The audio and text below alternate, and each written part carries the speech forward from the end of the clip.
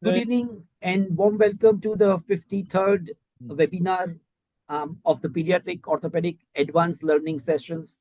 This is a very unique program, and the topic for this webinar is how to write manuscript, scientific manuscript, and how to critically appraise the literature. Let me give you a background like how we came to this topic. Last month, we had a POSI media meeting.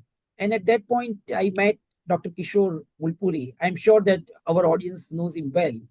And I requested him to take a lecture on that this topic. Kishore was kind enough and he very honest person. And he said that, Dhiren, I am not the right person, but the right person is Emily in our department. And after coming from Pune, I requested Emily to take a lecture on that. Actually, she conducts a full day workshop on this topic. And Emily lecture ले रही है. So, first of all, I really appreciate that she agreed to take a 1.5 hour session on this. So let me give you a brief background about her. She's a research director at Department of Orthopedic Surgery at British Columbia Children's Hospital. She's also research associate at Department of Orthopedics at University of British Columbia. And she's also the scientific lead of the HIPI Global Registry Program. She has more than 70 publications. And I must tell our audience that she really played a critical role in developing the POSI hip surveillance guideline for the cerebral palsy and the DDH guideline. So she really played a very important role in the COVID time. So with that brief introduction, now I will speak something about why we need this topic. Most of us know that now it is compulsory before you appear in the exam. You need to publish your dissertation in one of the leading journal. And for that, almost everyone needs publication. In India, the sad thing is like if you are in a private setup, you really don't need to publish it. But if you are in an academic environment, then you really need to publish at a regular interval.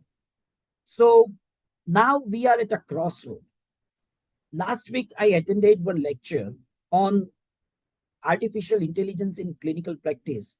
And in that session, the expert really showed us that how artificial intelligence can help us to write a paper. So the instructor of that session told us that once you have your data with you, now AI can help you to write papers. So this is going to be my first question to Emily. Like, how do you see the future? Because very few people have a skill which you have. So most of us are not having the skill which you have. And in that case, how AI is going to help us? So with that brief introduction about speaker and the topic, now I hand over to Emily for the talk.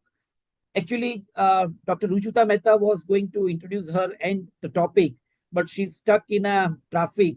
Now she's Rujuta with us. Rujuta, can you introduce her and the topic? Hey everyone, I'm so sorry I've just rushed in from the terrible Bombay rain just now. Emily actually is a very, very gifted researcher. She's as a person also very astute. She is, there is a lot in her bio sketch, but I think what I really appreciate through knowing her very well is that the kind of legacy she set up at the HIPI lab at Vancouver, the kind of interest which I saw firsthand amongst even the board students. I mean, we really need to start young if we want to encourage good researchers. So from the med students and how focused they were, and that is all thanks to Emily, because I think what her outlook towards life is, it has to be a pure science, it has to be correct, the statements, and it has to be unbiased.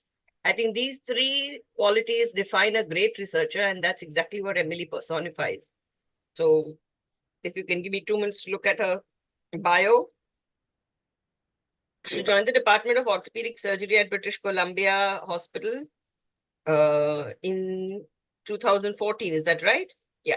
She has extensive background work in basic sciences and translational research, holding a PhD in experimental and molecular medicine from Dartmouth College. Over the last 10 years, Emily has worked closely with Dr. Kishore Mulpuri to develop and expand the pediatric hip research program, the HIPPY lab, which I was talking about, and the global registries. And the way these registries are doing that itself is a shining beacon to Emily's dedication. Additionally, she co-founded the Hip Health Outcomes in Pediatrics, the Hip Hope Network, a growing global network dedicated to improving hip health worldwide. And all of the HIPPY lab work is grounded in the principle of local to global, and local promoting equitable, diverse, and inclusive research, education, and clinical care in a globally relevant population. As research director for the Orthopedic Surgery Department of BC Children's Hospital, Emily also supports the department's growing research program by offering high-level scientific advice and expertise on study ideas and methodology, and provides feedback on grant applications, manuscripts, and protocols. Wow, if you could hear that thunder in the background, that's the kind of rains that Bombay is experiencing today. But I think what we need to have the lightning to strike on is the knowledge base that she has to offer us. So without much further ado, over to Emily. And Kishore is here. So Kishore, thank you very much for your help us to connecting with Emily. Yeah, Emily, please. I'll say thank you very much for the all very too kind introduction. I'll just start sharing my screen.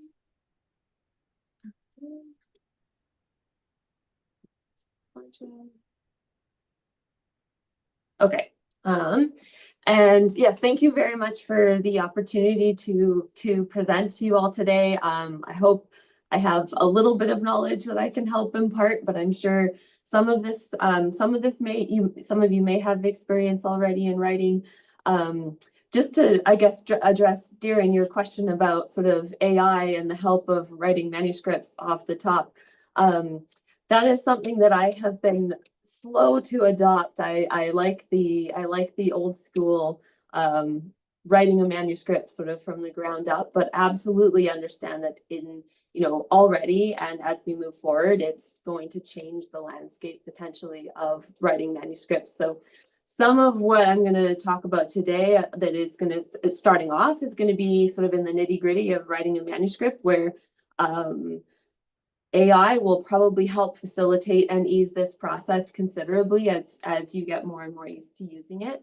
I would say use it with caution and use it in targeted ways if you're going to use it to help you write a manuscript.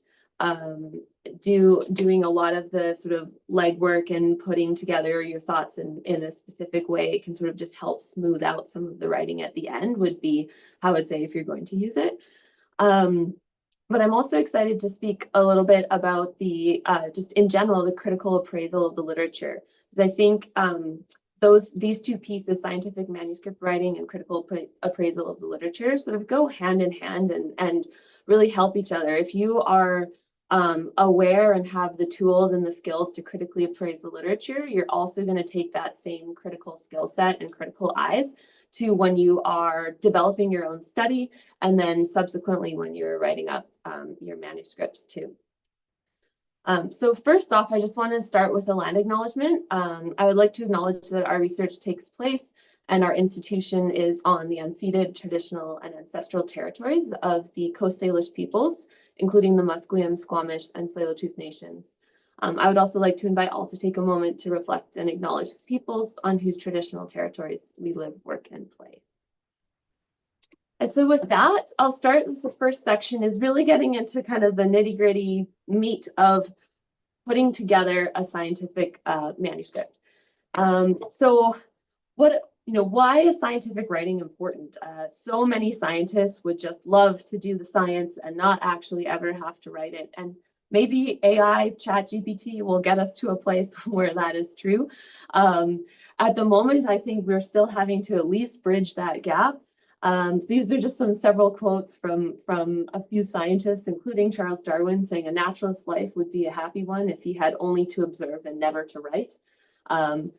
And that certainly is the case for a lot of scientists, but I think that there's a lot of skills that we can learn and apply across different places to be able to write good science.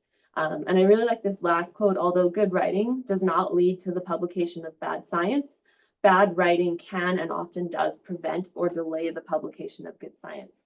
And that is certainly true. And so it's very important to be able to communicate the amazing science, the amazing clinical research, the amazing clinical innovations that you are doing to the appropriate audience, so that it actually gets out there and can make an impact. And so in general, scientific writing, the purpose is to exchange scientific knowledge and to ask and answer specific questions, or it's really the why. Why are you doing what you're putting out there? And then the audience. So who is the audience? So scientists or clinicians and those interested in the subject, but you also have to keep in mind the publisher or an editor of who you're trying to sort of sell your science to. So who is it that you're targeting with your writing? So there are many different forms of written communication in science. They range from technical reports to PhD theses, dissertations, book chapters, technical manuals, grant proposals. So there's a lot of different aspects of scientific written communication. I want to focus just specifically on manuscripts or journal articles for today. But really, in writing a manuscript, it really comes from, the most critical components come from setting up the study itself and setting up from an idea. So the most critical components are forming an idea, and then getting to that published paper is a little bit of a mystery of how you get there. It's unlocking that process. So it's really important right off the bat to ask the right question that you want to answer, and ask it in the right way, using the right methodology. It's also critical to have a great mentor along the way to guide the research question, to guide you along the research path, and to guide you along the writing process. And this specifically for trainees, any residents or fellows that are listening today. If you're working on a project during your residency or fellowship period, really try extremely hard to make sure at least 95% of the work is done before you hand it off or finish your residency or your fellowship, because it becomes very, very difficult to finish things off when you've kind of moved on to the next step where you may be at a different institution. And so the best way to see your name on the work that you've done is to really work to get it done and hand it off before you leave. So in general, if we're talking clinical research, the major goals of clinical research are to improve our knowledge and to improve clinical care. Looking at sort of causal pathways for various pathologies, to understand an association between variables, what impact do different treatments have on different outcomes. Because ultimately, clinical research goes hand in hand with improving clinical care. It's to improve patient outcomes. And so when you're setting up a research study, which will ultimately turn into your manuscript, it's important to sort of think about where you fall, where your question might fall on this research cycle. There's a lot of different aspects of clinical care or knowledge seeking that can come about. You may be looking at the effectiveness of an intervention. You might be looking at how efficient is it? How cost effective is it? You might simply be monitoring the outcomes of an intervention or reassessing changes to an intervention to understand, looking at the burden of disease and how it might be happening. And so deciding where you are in this research cycle will really help establish what role your study is going to play. So you want to think about what your study type is. You want to think about where does it sort of fit in the scheme of what you're trying to answer. There's a few different aspects to gaps in research that you're trying to fill. One, you might be thinking at, what is already known. So, there's existing studies out here, but they've been limited by certain, restrictions on their methodology, sample size, single center applications. So you're just trying to build on what is known, make something better off of what is already known. Or you're trying to fill a gap, something that is entirely unknown. And so there's a few different sort of research gap types. There's, you know, evidence gap, knowledge gap, there's methodological gap. And there's different ways that you can design studies around these different research gaps. And so you always ultimately want to think about what can the study contribute, because that will be what leads to your impact statement in your manuscript, what leads to your sort of takeaway message in the discussion of your manuscript. But the foundation of all of our manuscripts, all of our research is based on the research question. How we ask the question, well, first of all, what question we ask and how we ask the question will dictate the design of the research study. And so questions we ask could be, you know, hypothesis generating. So for example, our HIPPY Global Registry program, we have longitudinal prospective registries that are collecting data on kids with developmental dysplasia of the hip, on kids with SCIPy, Perthes, and those are all sort of hypothesis generating. We're collecting data long-term to allow us to look at trends in the data to say, hey, this makes me want to ask this specific question about how open reduction can be causing avascular necrosis as a complication, for example. Questions can also be hypothesis testing, where you have sort of preliminary data that's allowed you to form a particular hypothesis that you now want to test in a rigorous way. And so clinical research really attempts to sort of look and measure the association between variables, as Rajuta said in her introduction, with precision and without bias. And that is the fundamentally important aspect of performing good research study. So once you have your question formulated, you now need to decide on your study design. So a clear and operational research question will often help dictate what or how you should design your study. So if you have, for example, a question, you know, estimating the risk of osteoporotic fracture amongst women between specific ages who are taking a specific drug compared to those who are not. That is a very clear question and allows you to sort of think about potential study types that you may be able to look at this, whether it's a case control study, a cohort study, or a randomized control trial. And so as you're sort of forming your study design based off of your research question, something to keep in mind is the evidence pyramid in research. We have, you know, systematic reviews and meta-analyses that sort of sit at the top of the gold standard of the evidence pyramid, followed closely by randomized controlled trials that then goes down from there. But it's important to always keep in mind that this evidence pyramid is not be all end all. I will touch on that in the critical appraisal of literature portion. But not all studies or not all questions are designed to be randomized control trials. Not all studies or questions that you might have to improve clinical care are even relevant or should be done by a randomized control trial, whether it's for feasibility or whether it's for ethics concerns. There's a lot of different reasons why studies that are sort of on the traditionally lower end of the pyramid can get you appropriate answers that you're looking for. And so let's take this for granted. You've formulated a great question, you've designed and executed your study, and now the next step is to publish and to communicate your science. So the science that you've painstakingly worked on is actually going to have a chance to make an impact. And so there's, you know, scientific journal writing is a multi-step process, starting with yourself as a writer, going back and forth with your co-authors, going back and forth with a journal editor and the journal reviewers, and then ultimately going to the readers. And so in general, typically for most scientific manuscripts, you're going to follow what can be called the IMRAD format, which is introduction, methods, results, and discussion. So in this introduction, you're just introducing the reader to what question it was that was studied, in general terms, sort of funneling to sort of a more niche topic. In methods, you're describing how you studied this problem, and then in results, you're presenting what your findings were, and then you're putting those findings into context with the literature and what they might mean and what the impact might be long-term in the discussion.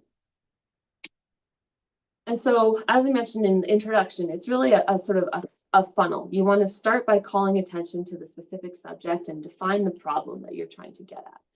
And so you're going to start sort of general and get more and more narrow as you go through the introduction.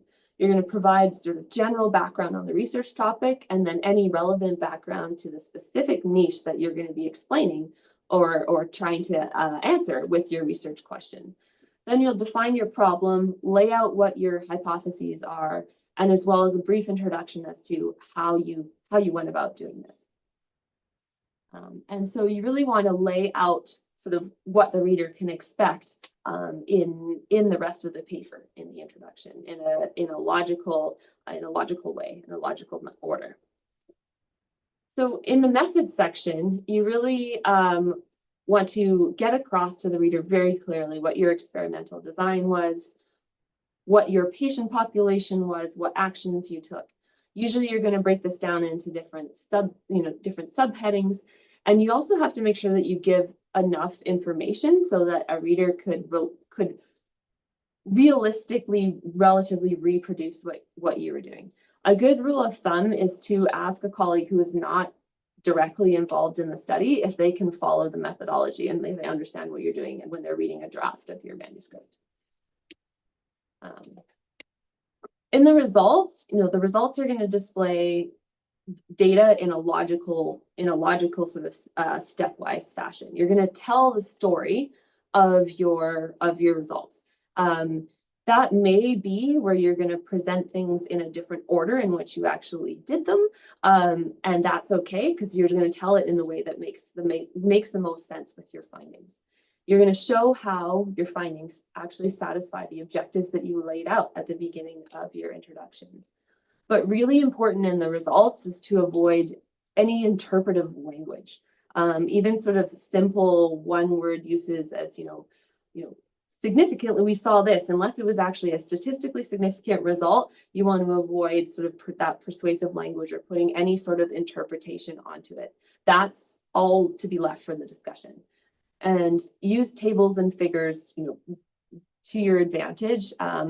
Really refer heavily to tables and figures that can better illustrate than a number of words and numbers mixed in on the page. And you really just want to stick to the facts and use those visual aids for enhancing the reader's understanding. And so really clearly laying out tables and figures that aren't too cluttered, are clearly labeled. The figure legend does a good job of not putting the actual results in the figure legend, but explaining and orienting the reader to what's in the figure. Is an important aspect of laying this out so it's as clear as possible.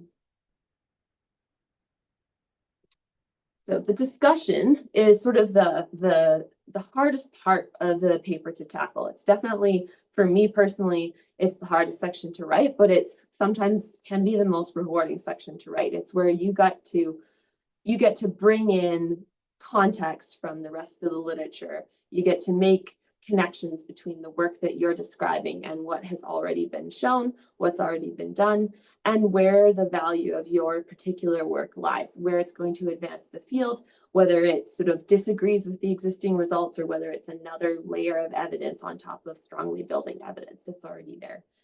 So you want to, the balance is how to discuss without just simply repeating your results.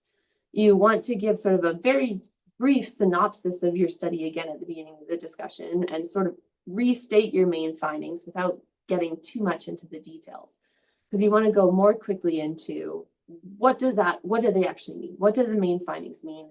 Why is that important? And how does that compare to other results in the literature? You're going to sort of sum that up when you get at the end of your discussion into a conclusion or summary. Well, you'll state your conclusion as clearly as possible, summarize the evidence that you have laid out for each of your conclusions, and then end with sort of an impact statement. What is this work going to advance? Why is this important? Where might we go with future work? What still needs to be done to strengthen the evidence here? And finally, although this is at the front of the document, or front of the manuscript, is the abstract. It should really be the last thing that you write. It's a summary of all the information in the document. It has to be written clearly and simply, as a lot of the times it's the only part of the manuscript that readers just sort of casually looking through for specific papers on a topic are going to actually read. And so it's a brief summary of each of the main sections of that IMRAD format that we just talked about. So this is why it's actually far easier to write this after the completion of the paper. You go back and just summarize what you've already written.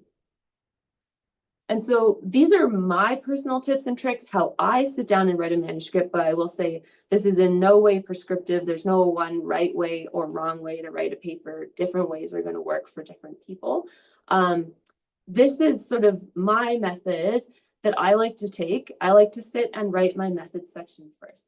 I find this helps me get over the inertia, writer's block of sort of starting to write a manuscript, because the method section is typically going to be quite straightforward in the sense that you're just simply describing the steps that you took to perform this study.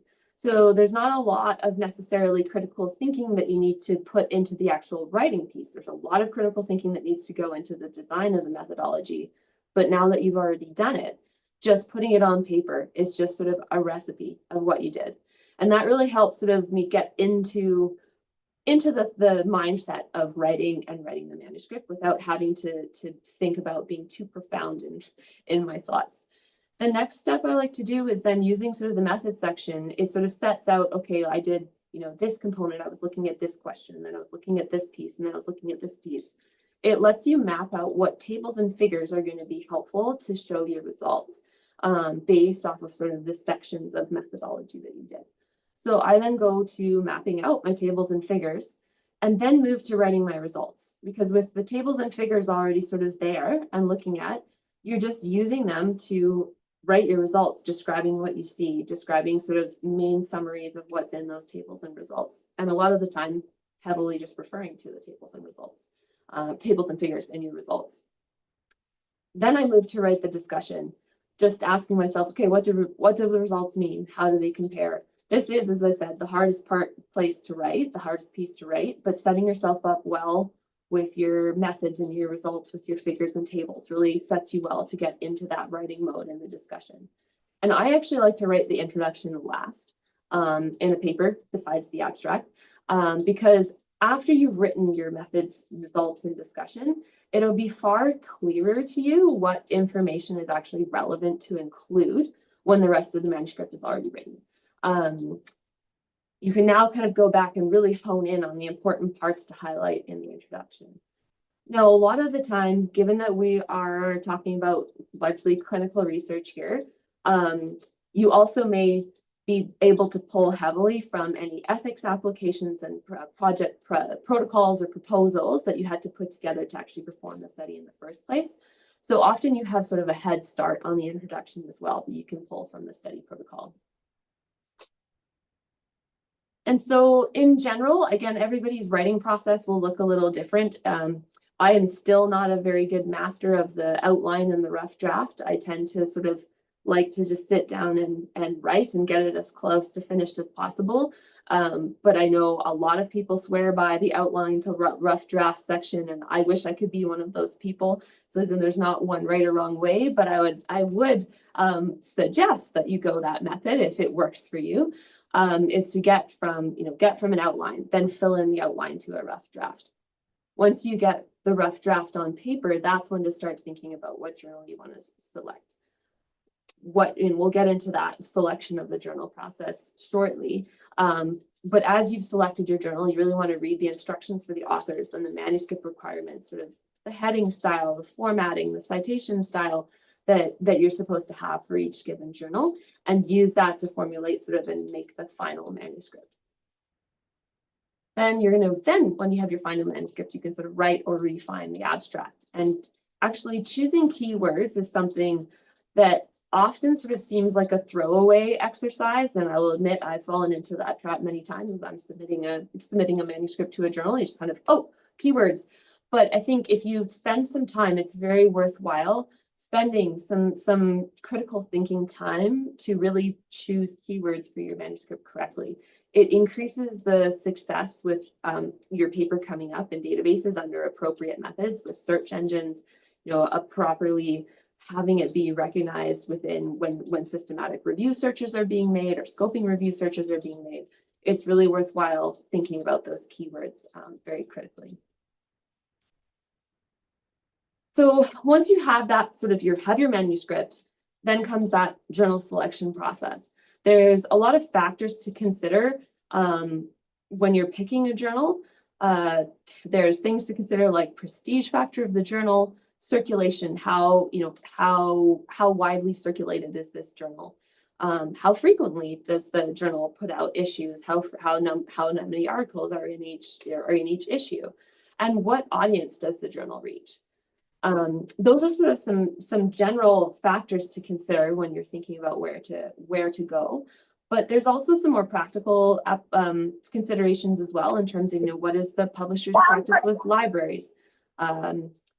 Is it open access? Is it a reasonable price to actually publish? Unfortunately, we have to think about sometimes cost that can dictate where we go to journals as well.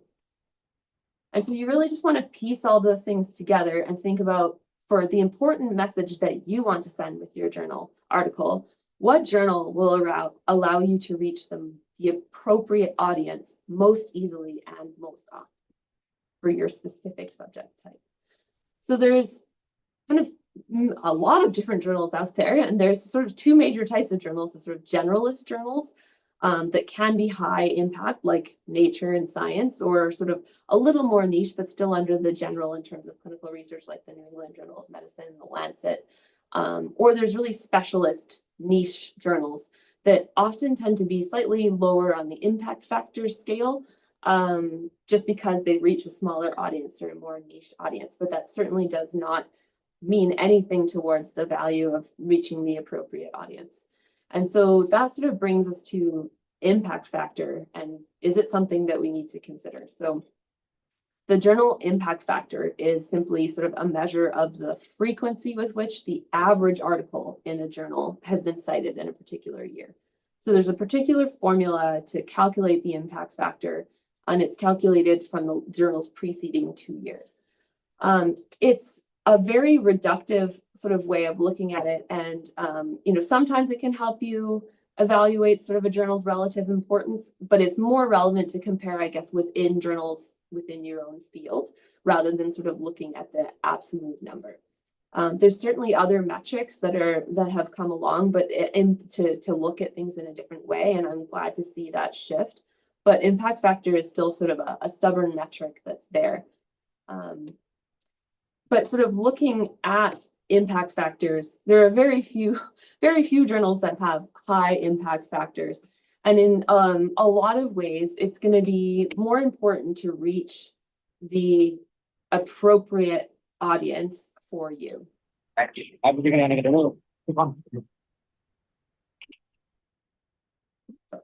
And so once you've sort of selected your journal based off of all of those factors you're thinking through, it's now time to prep the final manuscript.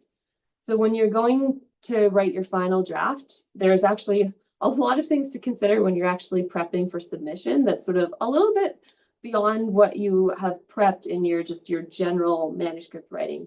There's all things to do with the front matter. So you have to come up with a good title, fewest possible words, but that accurately and appropriately describes the contents of your study. Your authors' co-names and their affiliations.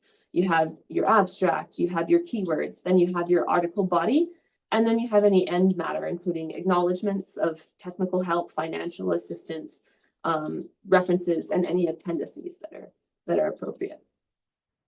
So these sort of list the essential pieces of your paper, ones we've already gone over: your title, your abstract, your intro, your methods, your results discussion, any summary if that's relevant to the journal format that you are submitting to, your acknowledgements, and your references.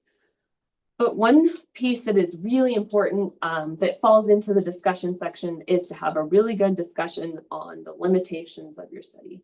You want to consider and get ahead of any potential criticisms that a reviewer may have for your paper, and acknowledge limitations, as well as discuss what was done to potentially mitigate those limitations as much as possible, or acknowledge the reasons as to why that is simply a limitation that couldn't be mitigated.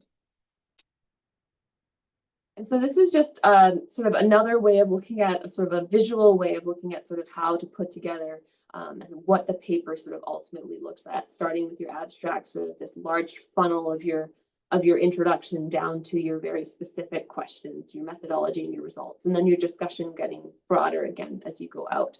And so this is just another way of sort of laying out the different pieces that are and some prompts that are helpful for thinking about how to go about tackling each section. And once you're getting ready to submit, there's actually sort of a long list, a set of submissions to sort of submission checklist of things that you want to have sort of make sure you have done. In addition to everything related to your actual body of your manuscript, you're going to need to submit a cover letter that's addressed to the editor of the journal you're submitting to, describing a little synopsis of your paper and why it's a good fit for that specific journal. You're going to need to have make sure that your tables and figures are separate, usually from the body of your manuscript, and they're high quality. Paying attention to the formatting of the journal. Some journals require tables to be in individual files. Some want them all to be in one file separate from the body of the manuscript. So there's a lot of different factors, as well as importantly, having been communicative with your co-authors throughout the process. They've all reviewed the manuscript, sort of had their chance for feedback and edits. And there's going to be also submission of conflict of interest forms from all the authors as well. So this is a generalized checklist, but typically will apply to almost whichever journal that you'll actually submit to. And so once you have submitted your journal and you're going through the actual publication process, you're going to, again, this whole process is, complete your research, prepare the manuscript, submit the manuscript.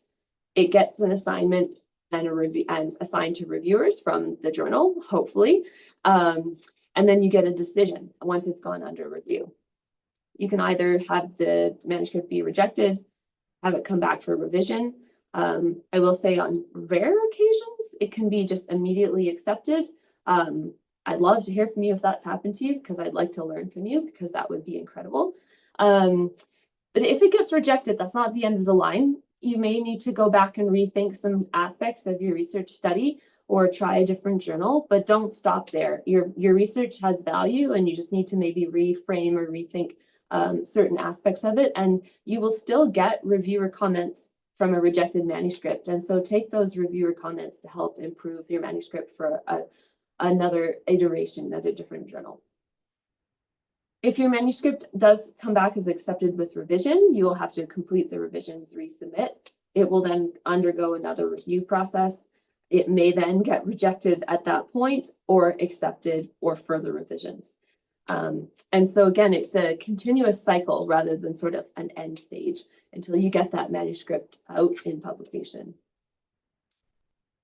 And so what a submission timeline can look like, although a lot of this is out of our control, is maybe you'll submit in January. It will go out for peer review in February. You may not get revisions back until May. And you then complete those revisions and you hear back after a re-review in July, for example. It's a relatively straightforward timeline.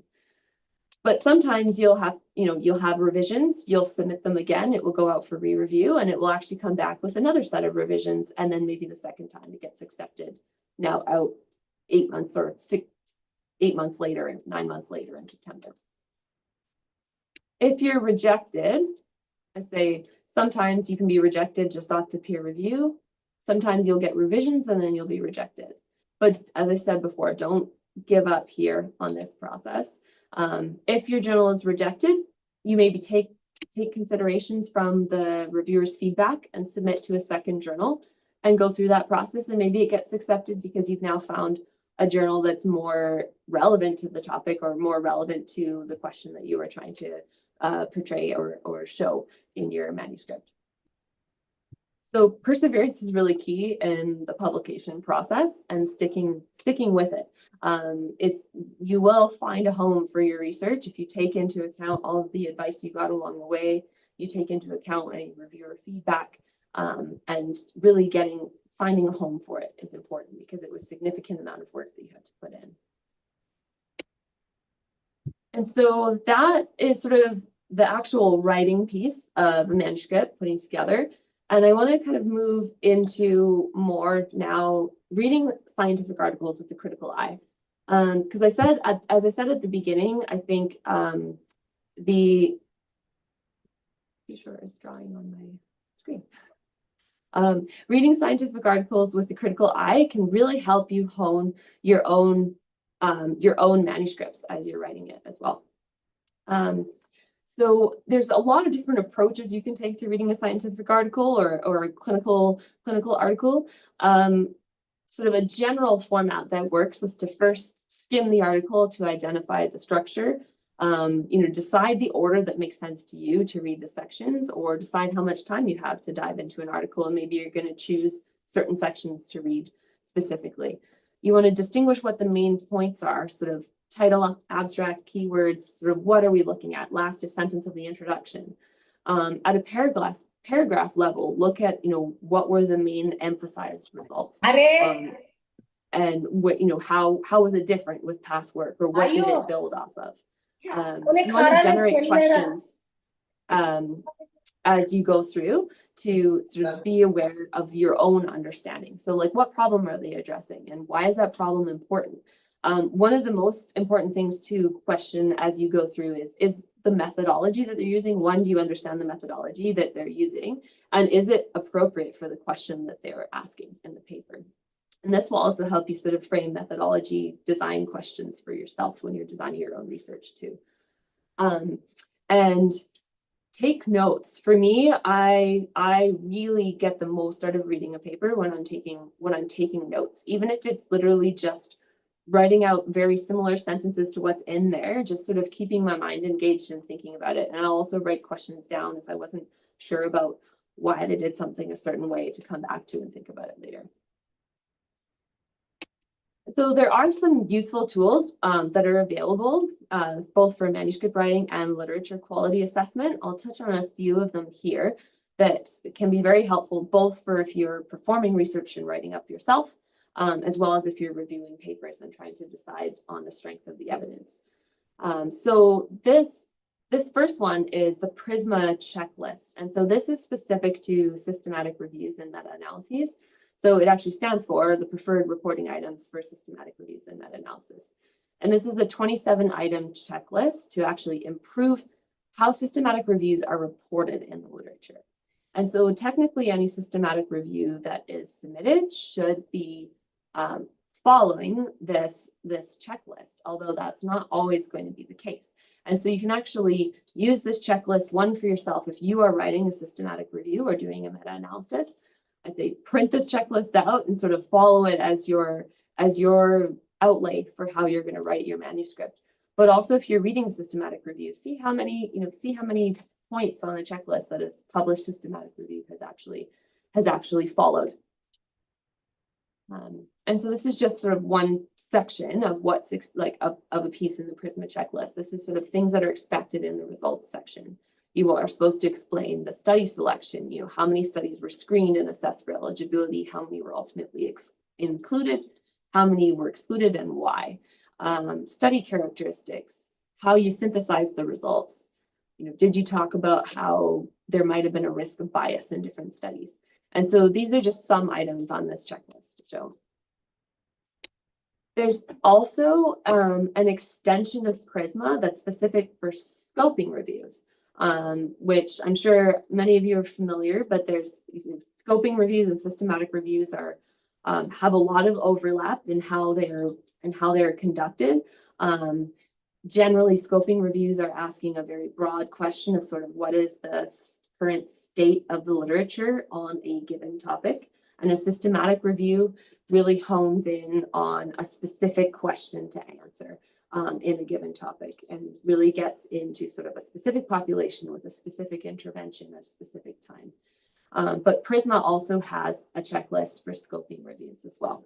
And so I've put QR codes to the links for each of these tools.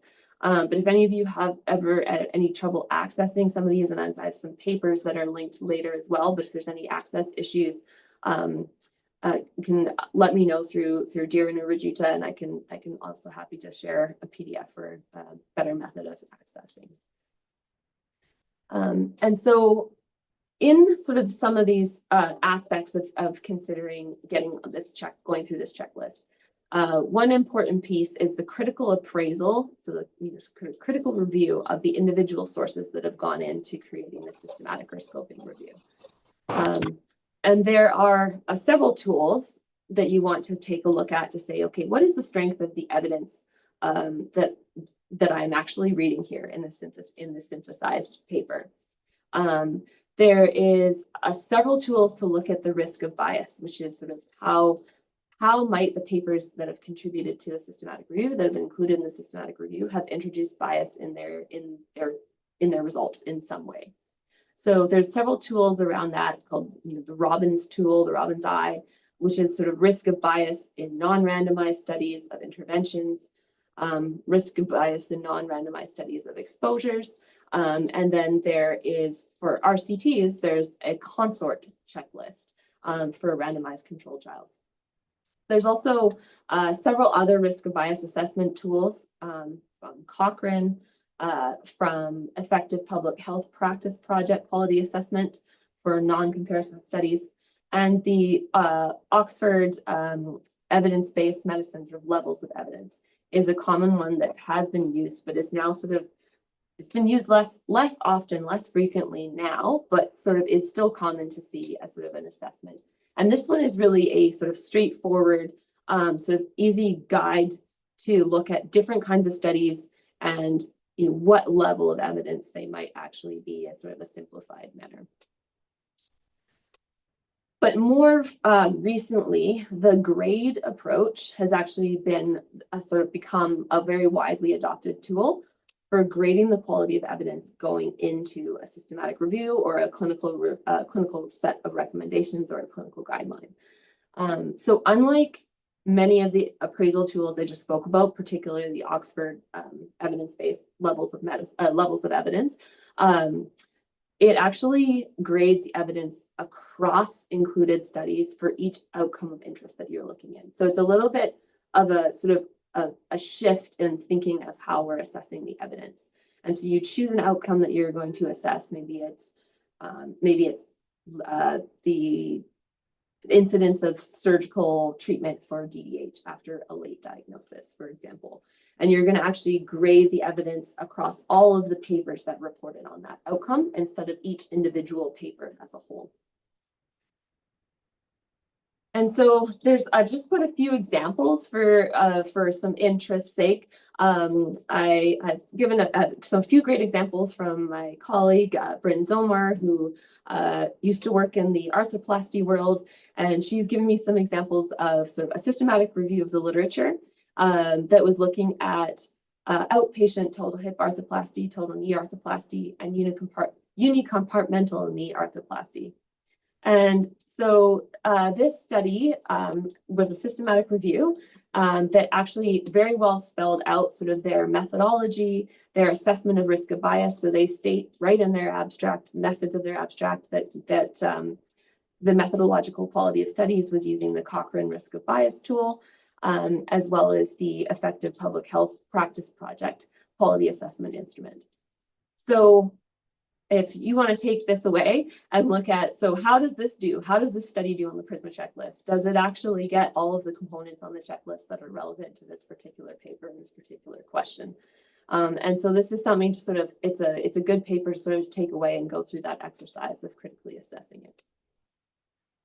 Because with systematic reviews and sort of assessing the quality of systematic reviews, there's several things to take into account. You can have a high quality, so a very well performed and executed and conducted systematic review of high quality studies. So the studies that went into the systematic review that were included were high quality. Maybe they were well performed RCTs or extremely well managed and well controlled cohort studies. You could have a high quality systematic review, so a very well done and conducted review, but the evidence that was available for them to review were low quality studies. You can also have a poorly done or a low quality systematic review, but the studies that were included were high quality themselves, but the actual process of the systematic review was not done up to standard.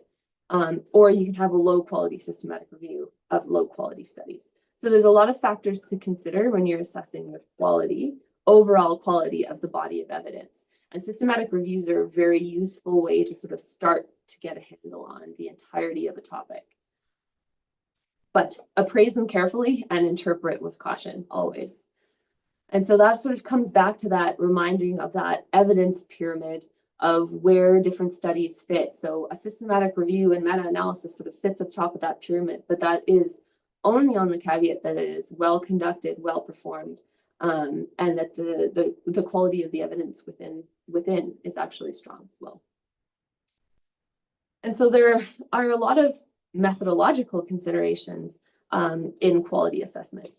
There's, assessing methodology, there's many different aspects of methodology. There's different kinds of, there's descriptive methodology where you might be looking at observational or case studies and surveys.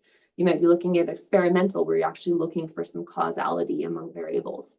There's quantitative and qualitative research. So there's a lot of different intercombining elements that you need to take into account when you're assessing the methodology of both a paper that you're reading as well as when you're designing your own research and then putting it together into a manuscript.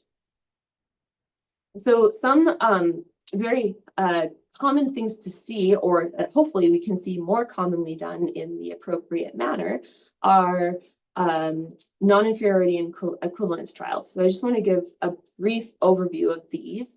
Some of these slides are courtesy of our biostatistical lead, Jeff Bone, here at the British Columbia Children's Hospital Research Institute. So thank you to him for these slides. But a major question that can come up when you're assessing literature is in randomized control trials, because there's not just a catch-all randomized control trial. There's different kinds of randomized control trials. And by far the most common one that we see, I think in orthopedics especially, but across the medical literature, is a superiority trial, where the question is actually designed to test, is one intervention better than another intervention, for an example. But there's also equivalence trials. So are two interventions the same? And there's also non-inferiority trials, which is where we're just looking at one intervention being no worse than, within a certain margin of error, of another intervention, perhaps a standard of care. So there's a lot of things to consider in which trial type you would pull, and it really depends on the question. You can consider things about sort of your margins of superiority. How much greater do we need it to be to call something superior?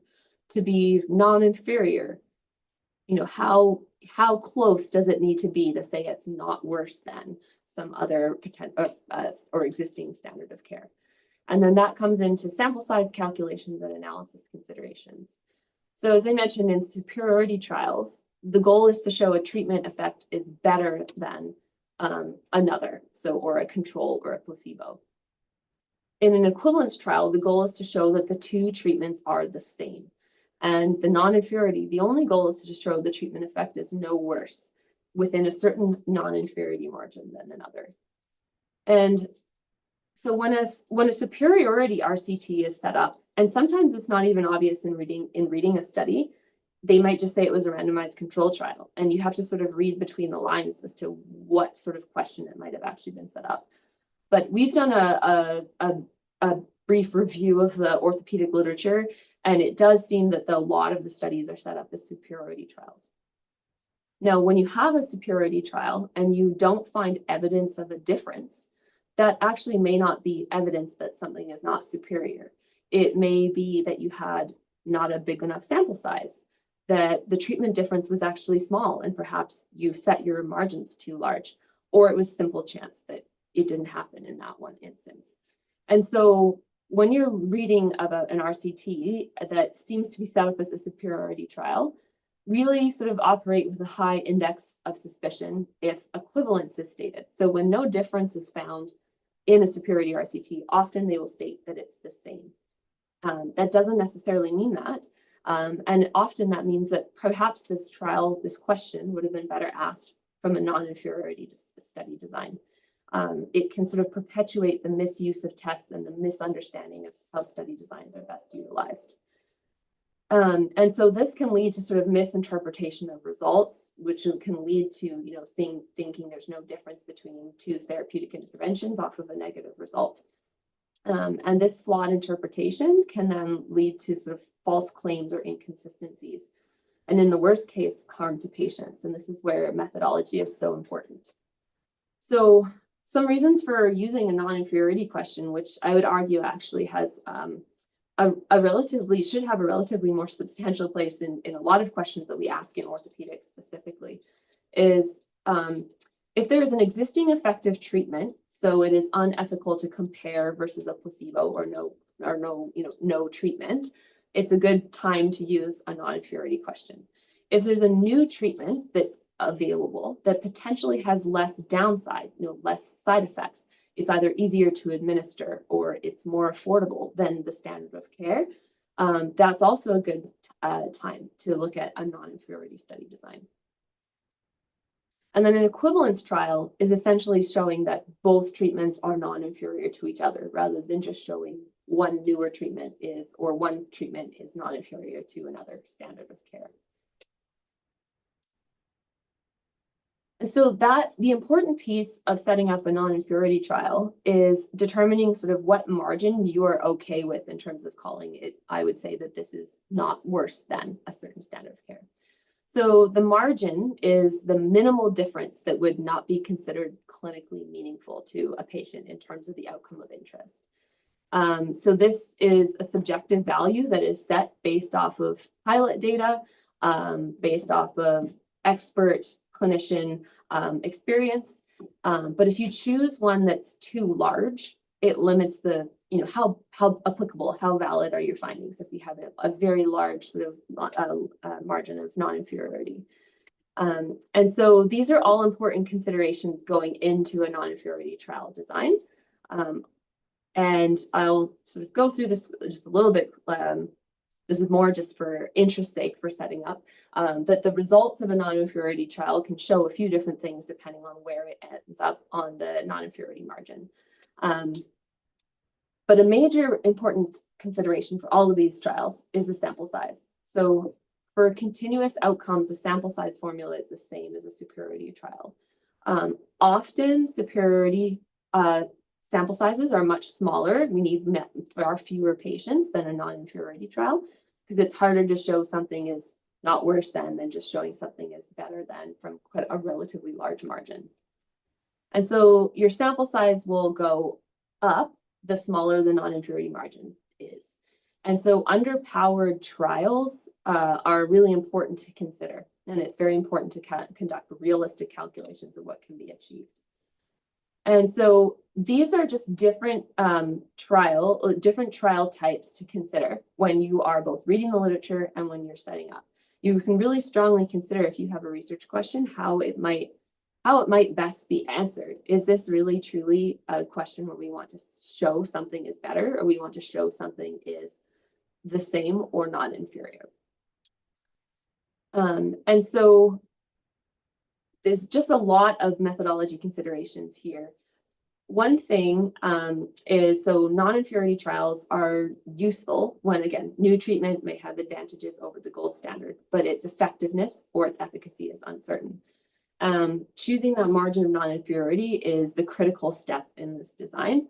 And standard analyses must be cautiously interpreted. And so some of these sort of methodological concerns sort of reach into the surgical literature.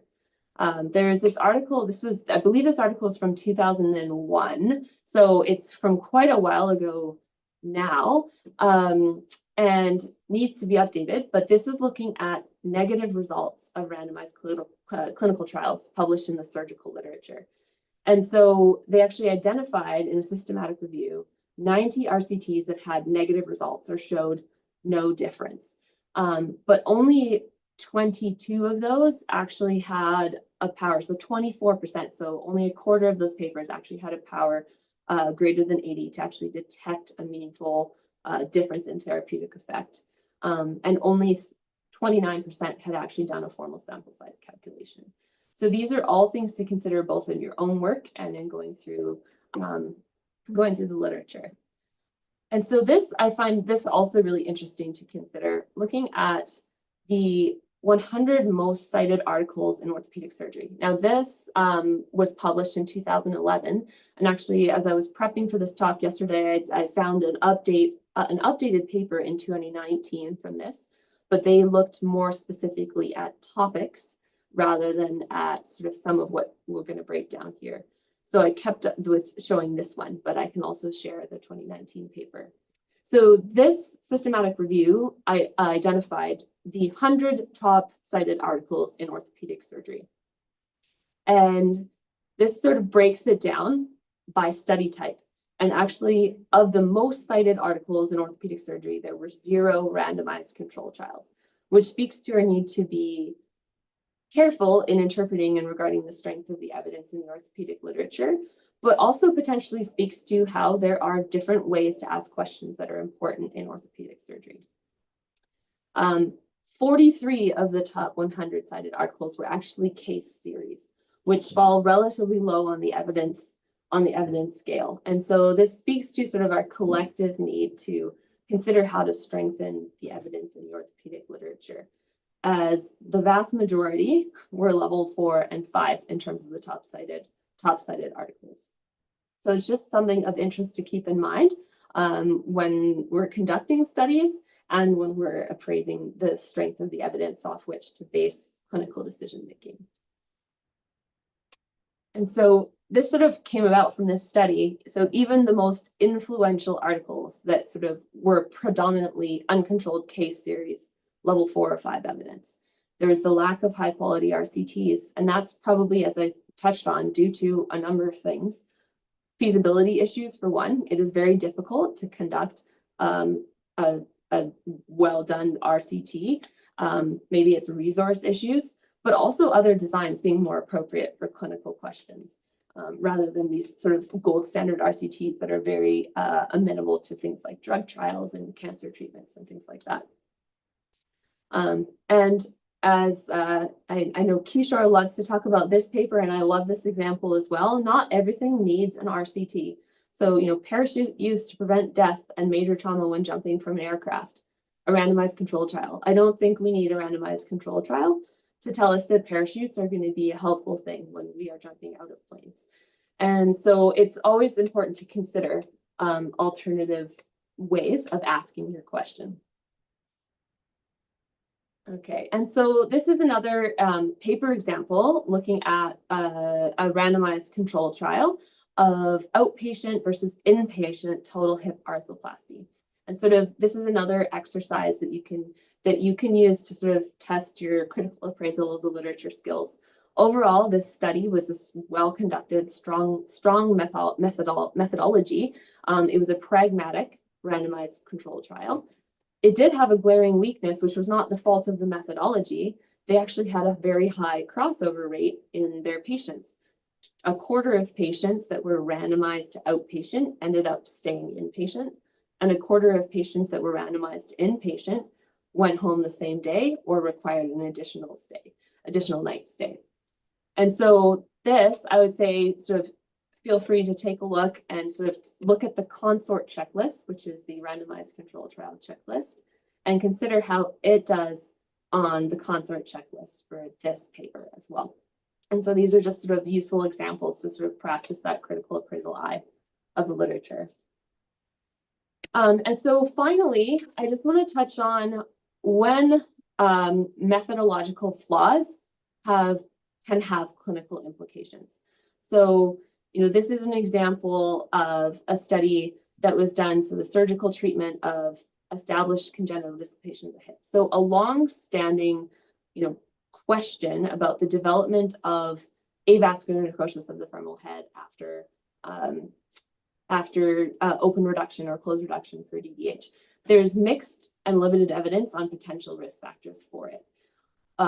Quite a number of years ago, it was proposed that the presence of the ossific nucleus was actually protective against AVN following open reduction.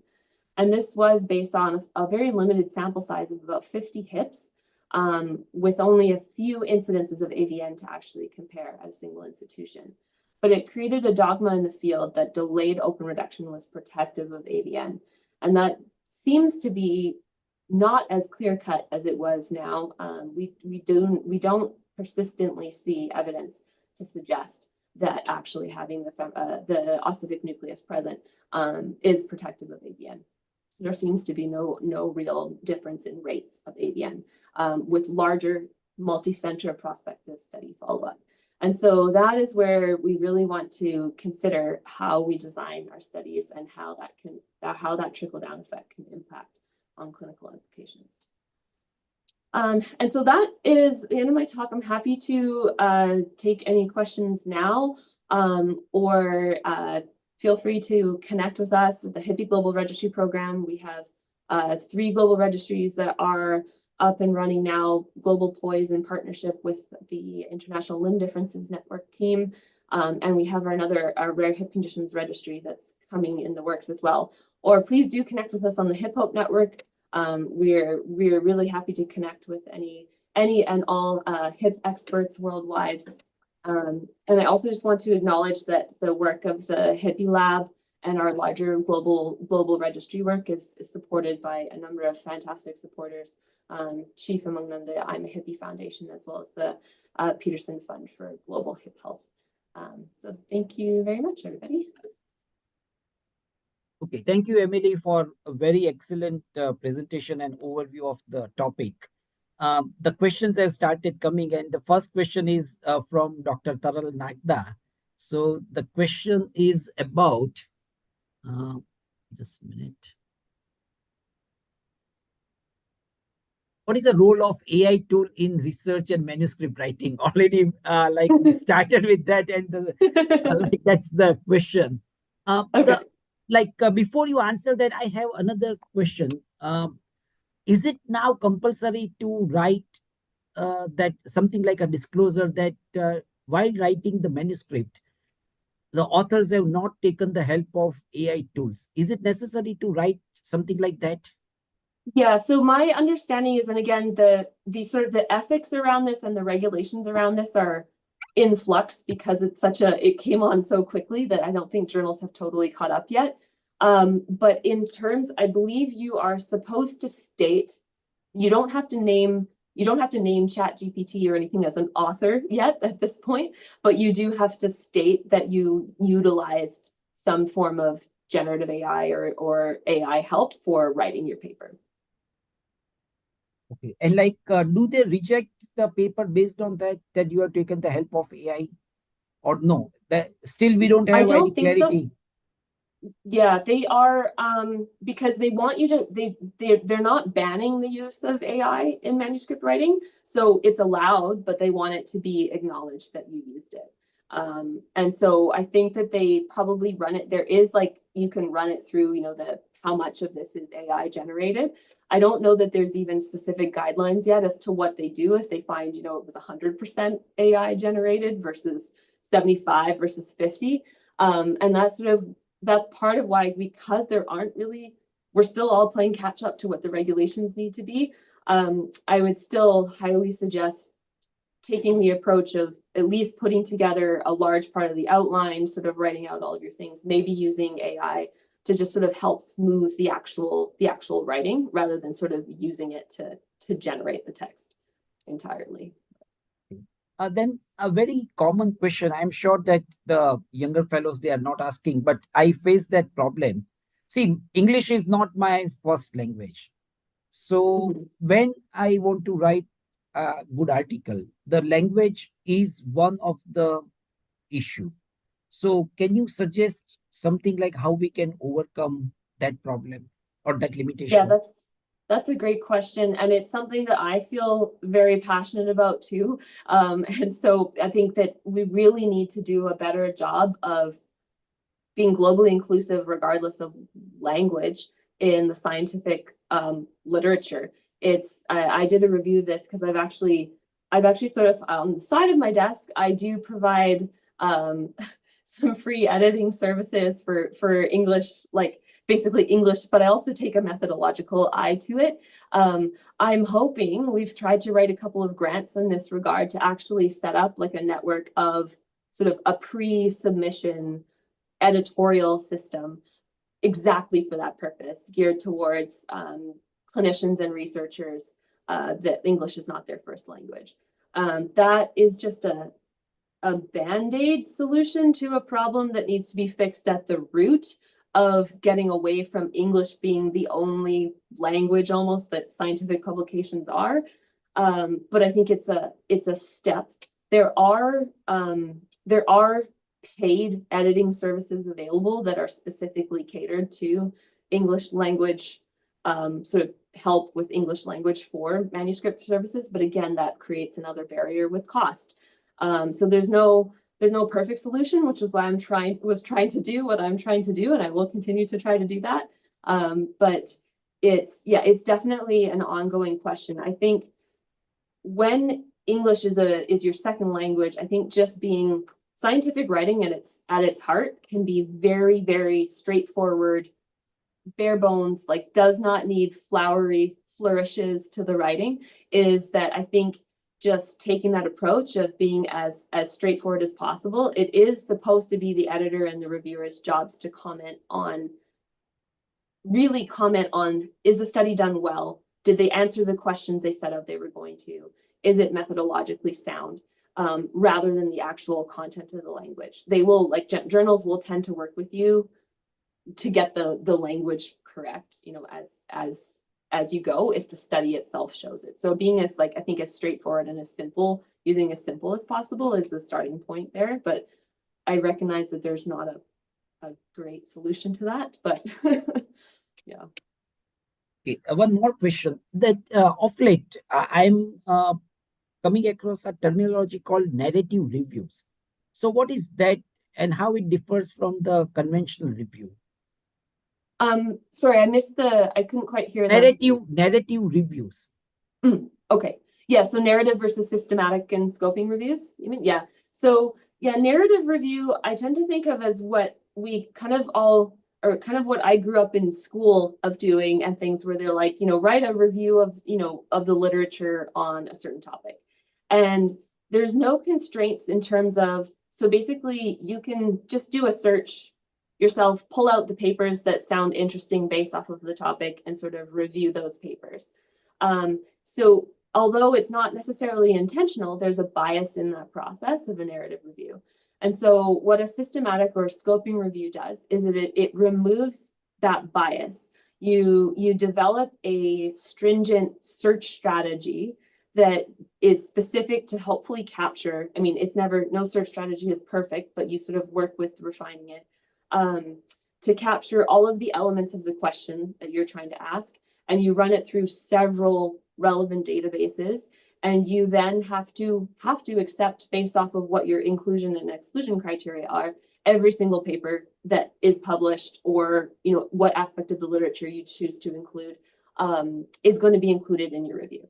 And so it's a more taxing process, but it creates a work where you are fairly certain that you are comprehensively reviewing the full scope of what is available on that topic. Yeah. Then we have a question from Professor Thomas Palokaran.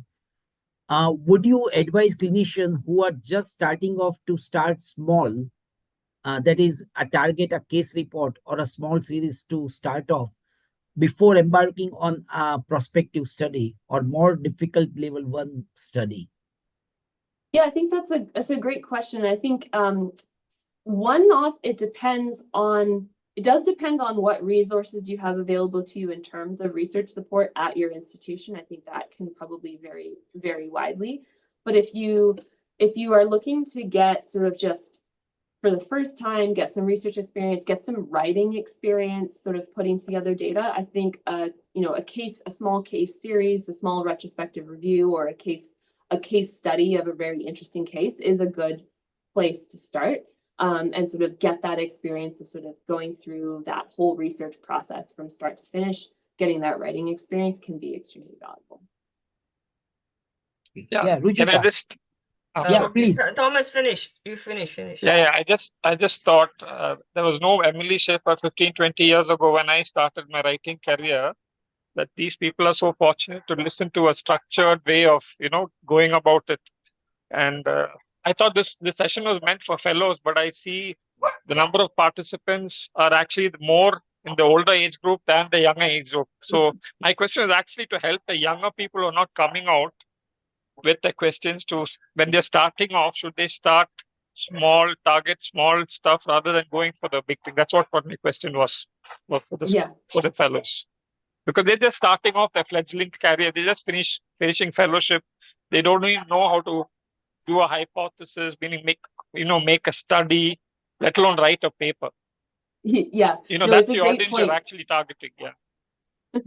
Yeah, it's a great point. I think it's very well taken. It's a good place to sort of get their sort of get their head in the game, get a chance to write a paper, go through the process is really good idea. Also considering, a lot of the times fellowships are 1 year, and so some of these larger studies that can take a long time, the likelihood of them sort of being able to finish something from start to finish in a fellowship year is tricky. So it tends to be a good sort of, I always suggest to our fellows to maybe get involved in sort of one smaller study or end stage study where they get a chance to write a manuscript at the end, but at the same time integrate themselves into a larger, or maybe work on getting a larger study up and running, so they get that experience of sort of thinking about the actual study methodology and things like that, but it's not going to be finished within their time frame. Take Bhushan's question. I think I will come in the end. Bhushan has a question. Yeah. Is there a minimum number of databases that need to be reviewed for performing a systematic review? And in resource-limited settings, PubMed and Cochrane are usually the two freely accessible databases. Rest may be paid and beyond everyone's reach. And that's definitely a good point. There isn't a set number that I've come across, and maybe a specific journal will say you should have searched. I think I've certainly seen systematic reviews and scoping reviews published that only used PubMed or only used Cochrane. It certainly makes things stronger if you use more. Like, I think we tend to use 3 to 4 databases when we do it.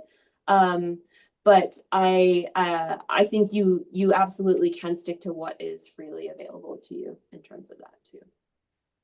And my question was, Emily, a lot of our youngsters, and even I think us as seniors, hesitate a lot to write up something which is a negative result or a conclusion that we aren't too happy with. So does that mean we should be rejecting our own work before publishing, or what value does that hold? Yeah, that's a fantastic question. It's actually a topic I feel very strongly about. Is I think as long as the science was sound, like the way that you did the study, the data is clear, you don't have any lingering questions about the quality of the data, I think it's supremely important to publish regardless of what the results are. In clinical research particularly, a negative result is a really valuable thing to know.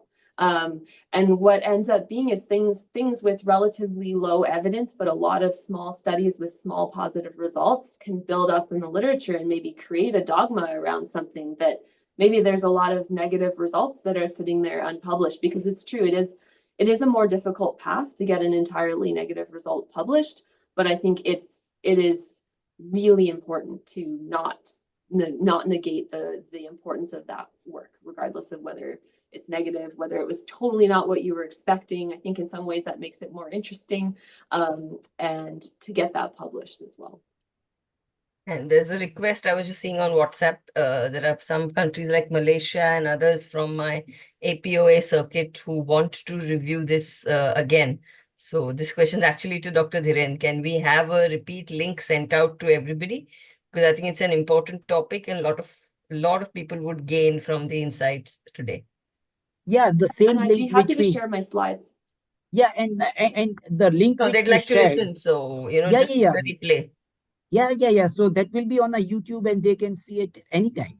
But if we can just recirculate it, that would be nice. Fine. Yeah. I will do that. I will do that. Yeah. And then like, can we do something more detailed in the form of like, you gave a overview, but can we have a hands-on type of training, which is like slightly longer, like 2 or 3 hours long, where we take them step by step? Is it possible to do something like that? Yeah, I think so. I'd have to think about how best we could do that, but I think for sure there'd be something along those lines. We could probably have something like having some sort of a data set available and kind of work through, like, if you have some results, sort of work through the process of sort of putting things together, and maybe some designing studies based around the question. I could certainly put some thought into designing something more hands-on that way as well. I wanted to give a broad overview of a lot of this to start with, but happy to think about that piece too. Yeah. I think, can I suggest something, Emily or Dhiren? Yeah, I think please. what the fellows need, they're at the starting point of their career, is to work. We have Emily or Kishore or some of his experts walk them through how to actually ask a research question, formulate a hypothesis. Like Emily said, start small and be part of a big thing, and then go on to what then she talked about superiority trial, inferiority. I'm sure all of that went over their heads. Yeah, that is really high level, what Emily said towards the end. So I think, if I can speak for my fellows, and I'm sure most fellows in this part of the world, that they are at a very fledgling part of their career where they don't even know how to write. And I love what you said. You start with your method. That's a learning for me. You start with your methods, go on to results, then form your discussion, and then do your introduction. It makes real intuitive sense. I never did it like that, but it makes real intuitive sense. And now when I look back, that if I had this kind of guidance for me in the beginning, I would have probably fared better, and more of my papers would have got accepted. And like you said, perseverance is the key in publishing. Yes. That is a great statement. I think, Thomas, one thing we all need to take away from this is that research is a full-time job, and we really need to take it sincerely. Correct. If we just paid a little more attention in our PSM classes in med school, I think we would have been much better. Yeah.